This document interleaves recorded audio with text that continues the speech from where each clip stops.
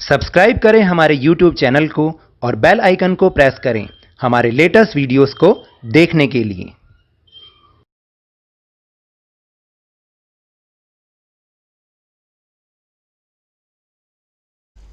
Hello and welcome to Lovneesh sir की class. आज की ये शिक्षा निदेशालय राष्ट्रीय राजधानी क्षेत्र दिल्ली की वर्कशीट नंबर 20 जो कि क्लास 7 के स्टूडेंट्स के लिए है। यह ली गई है सामाजिक विज्ञान के भूगोल विषय से और जिसमें हम समझ रहे हैं जिस पाठ को, उसका नाम है वायु। और आपको पता है इसके अंतर्गत आज हम वर्षा के बारे में जानेंगे। क्या होती है वर्षा, वर्षण के प्रकार क्या होते हैं, किस तरीके से होती है, उन सब के बारे में इस वर्कशीट में चर्चा करेंगे। तो चलिए शुरुआत करते हैं मेरे साथ और समझने की कोशिश करते हैं। तो वर्षा का नाम आते हुए सबके मन में हर्ष छा जाता है।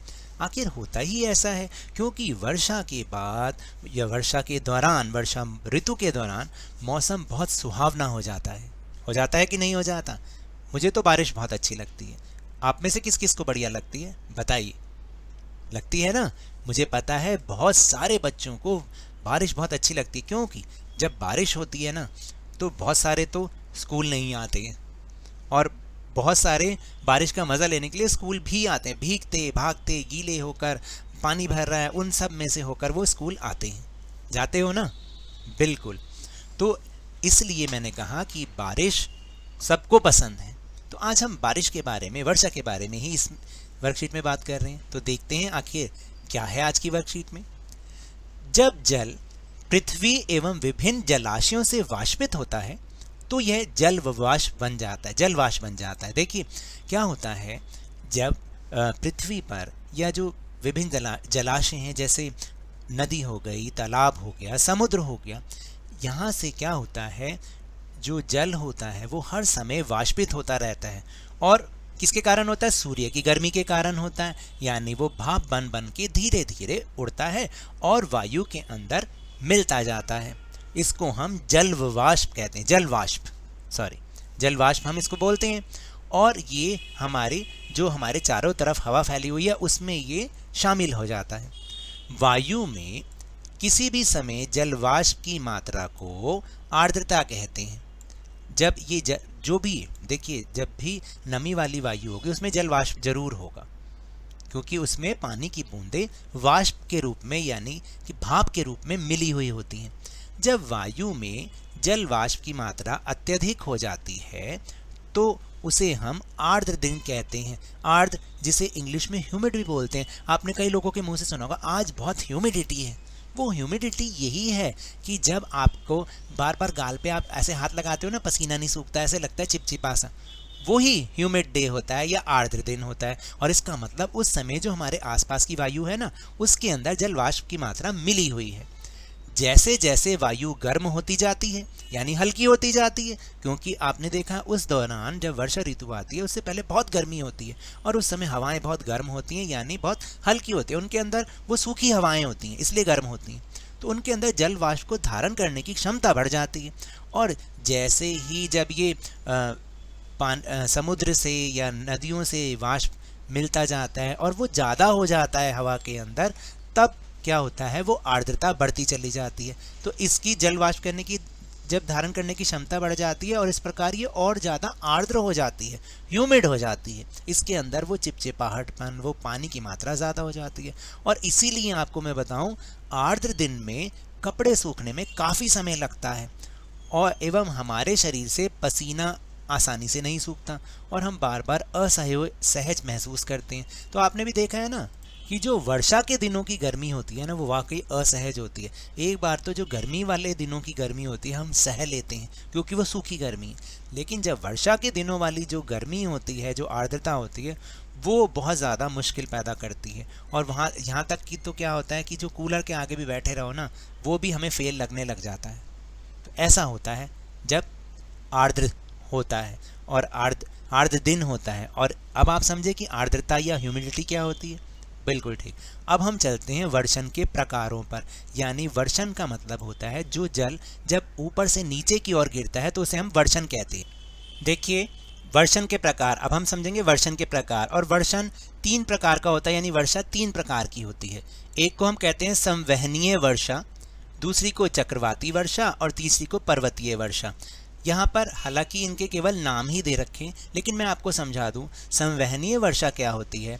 ये ज़्यादातर क्या होती है, जो भूमध्य रेखा के आसपास जो क्षेत्र होते हैं वहाँ पर इस तरीके की वर्षा होती है, क्योंकि वहाँ आपको पता है भूमध्य रेखा पर गर्मी बहुत ज़्यादा पड़ती है, क्योंकि सूर्य की किरणें बिल्कुल सीधी पड़ती हैं। तो इसके कारण क्या होता है, समुद्रों से जल वाष्प के रूप में बहुत ज़्यादा भाप बन के उड़ता रहता है, और जो गर्म वायु होती है वो क्या होती है, वो भी ठंडी होकर नहीं, हल्की होकर ऊपर की ओर जाने लगती है। और जैसे ही जब वो ऊपर की ओर जाती है, क्योंकि उसके अंदर तो वाष्प मिला हुआ होता है, भाप मिली होती है, जल मिला होता है उसके अंदर भाप के रूप में, जैसे ही वो ऊपर पहुंचती है वो ठंडी होती है और वापस उसके अंदर से जो भाप बना हुआ पानी होता है वो बूंदों के रूप में नीचे की ओर बरसने लग जाता है। यानी संवहनीय वर्षा कहाँ होती है, भूमध्य रेखीय क्षेत्रों में।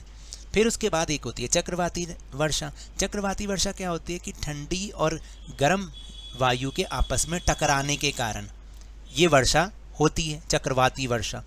और एक होती है पर्वतीय वर्षा, जो कि जब हवा जो है वो अपने राह में आने वाले किसी पहाड़ जैसी आकृति से टकराती है तो ये ऊपर की ओर उठती है। जब ऊपर की ओर उठती है, जो गर्म हवा होती है ऊपर की ओर उठती है, तो वो ठंडी होकर जब फैलती है तो उसके अंदर जो पानी होता है वो संघनित होकर बूंदों के रूप में वापस से बरसने लग जाता है। तो इस प्रकार 3 प्रकार की वर्षा हो गई, संवहनी वर्षा, चक्रवाती वर्षा और पर्वतीय वर्षा। तो देखिए इसके बाद है कि जब जल वाष्प ऊपर उठता है तो ये ठंडा होना शुरू होता है, जैसे कि मैंने अभी आपको ऊपर वर्षा के प्रकारों में समझाया। अभी जब हवा गर्म होती है उसके अंदर जो जल वाष्प होता है उसको सोखने की क्षमता ज़्यादा आ जाती है, ग्रहण करने की क्षमता। तो जब ये जल वाष्प ऊपर की ओर उठता है तो फिर धीरे धीरे ठंडा होना शुरू हो जाता है। जल वाष्प संघनित होकर ठंडा होकर जल की बूंदें बनाते हैं। बादल इन्हीं जल बूंदों का एक समूह होता है। जब जल की ये बूंदें इतनी भारी हो जाती हैं कि वायु में तैर ना सकें, क्योंकि ये तो हवा में मिली हुई होती हैं, लेकिन जब इतनी भारी हो जाती है ना कि अब वो तैरेंगे नहीं, तब वो वर्षण के रूप में वापस नीचे आ जाते हैं, जिसको हम वर्षा कहते हैं। जैसे आपने देखा होगा आकाश में उड़ते हुए जेट हवाई जहाज अपने पीछे एक सफ़ेद पथ चिन्ह छोड़ते हैं, ऐसा लगता है ना पीछे वो रास्ता बनाते हुए चलते हैं। जब आपने 26 जनवरी पे देखा होगा, ये इनके इंजनों से निकली नमी संघनित हो जाती है। वायु के गतिमान ना रहने की स्थिति में ये संघनित नमी कुछ देर तक पथ के रूप में तो हमें दिखाई देती है।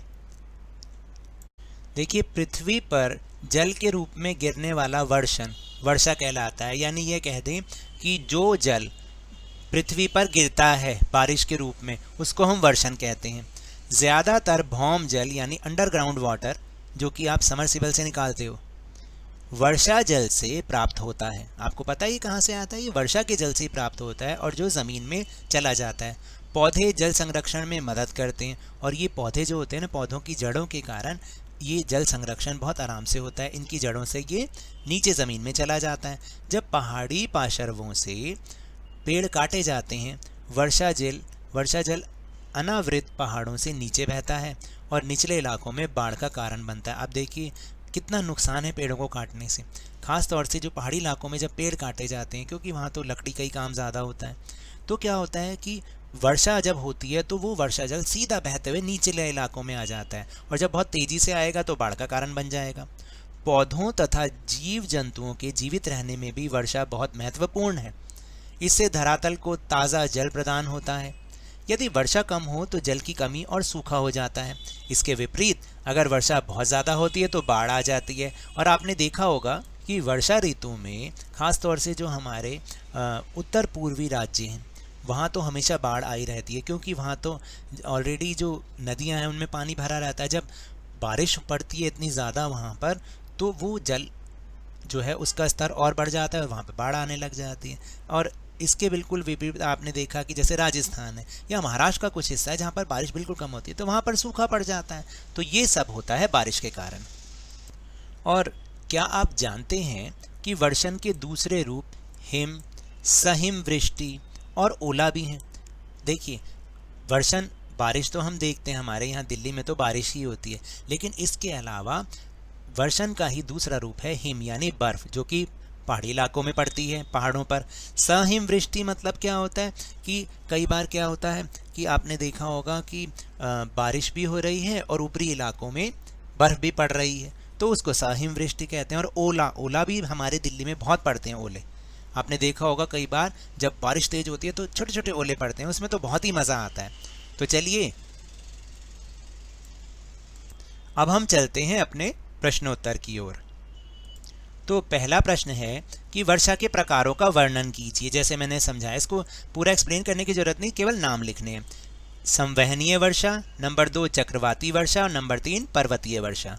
फिर दूसरा प्रश्न है, बहुत इंपॉर्टेंट प्रश्न भी है ये, वर्षा के दिनों में गीले कपड़ों को सूखने में अधिक समय क्यों लगता है? तो देखिए, जब वायु में जल वाष्प की मात्रा अत्यधिक हो जाती है तो हम उसे क्या कहते हैं? आर्द्र दिन कहते हैं। जैसे जैसे वायु गर्म होती है इसकी जल वाष्प धारण करने की क्षमता भी बढ़ती जाती है और इस प्रकार यह और अधिक आर्द्र हो जाती है, यानी बहुत ज़्यादा इसके अंदर चिपचिपाहट बढ़ जाती है। इसलिए वर्षा के आर्द्र दिनों में गीले कपड़ों को सूखने में अधिक समय लगता है। अब समझ में आया आपको? फिर इसके बाद है प्रश्न 3, आपके अनुसार दिल्ली में किस माह में वर्षा सबसे अधिक होती है? तो देखिए, मेरा तो सुझाव यही है, बाकी आपको जो लगता है वो भी लिख सकते हैं। अगस्त महीने में सबसे ज़्यादा बरसात होती है, क्योंकि जुलाई में भी इतनी ज़्यादा बरसात होती नहीं है। फिर प्रश्न नंबर 4 है, वर्षा के दिनों में आपके द्वारा अनुभव की गई किसी महत्वपूर्ण घटना का वर्णन कीजिए। तो देखिए, जो भी आपको लगता है कोई ऐसी महत्वपूर्ण घटना जो आप देखते हो वर्षा के दिनों में, आप अनुभव करते हो, उसके बारे में यहाँ लिखना है। तो वो हर एक का उत्तर अलग अलग हो सकता है, क्योंकि सबका अनुभव अलग अलग होता है। तो जो मेरा सुझाव है वो ये है कि वर्षा के दिनों में कई बार कई दिनों तक लगातार वर्षा होती है, जिससे मौसम बहुत सुहावना हो जाता है। लेकिन जैसे ही वर्षा समाप्त होती है ना, उसके बाद मौसम बहुत आर्द्र यानी चिपचिपाहट भरा हो जाता है। पसीना जल्दी से नहीं सूखता और बारिश में भीगे कपड़े भी जल्दी से नहीं सूखते। सूर्य के दर्शन भी कई दिनों तक नहीं हो पाते हैं। तो अब आप समझे, आप इसमें कोई अपनी घटना भी, अपना अनुभव भी लिख सकते हैं। तो ये तो थी आज की वर्कशीट। अगर मेरे इस तरह समझाने से आपको थोड़ा सा भी समझ में आया हो तो इस चैनल को ज़्यादा से ज़्यादा सब्सक्राइब कीजिए, लाइक कीजिए और बहुत ज़्यादा शेयर भी कीजिए। और हाँ, मेरे साथ इसी तरह वर्कशीट को समझते रहिए, लेकिन ध्यान और मन लगाकर पूरी मेहनत और लगन के साथ पढ़ते रहिए। और अगर आपको कोरोना वायरस से बचना है तो अपने हाथों को नियमित रूप से साबुन और पानी से धोते रहें। मास्क तो जरूर लगाएं, क्योंकि जब तक दवाई नहीं तब तक कोई ढिलाई नहीं। धन्यवाद।